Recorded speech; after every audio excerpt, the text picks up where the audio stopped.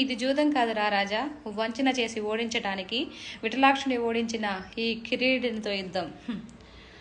అతి మనోహరలకు చతరాంగులతోడి సంగతి వేడ్పులు సలుపగలదే. కయ్యమున నోడిపోయిన కౌరవేంద్ర, వినుము మా బుద్ధి మరలి ఈ తనువు విడచి సుగతి వడయము తొల్లింత చూడగలరే. జోదమి చుటనాడంగరాదు సొమ్ము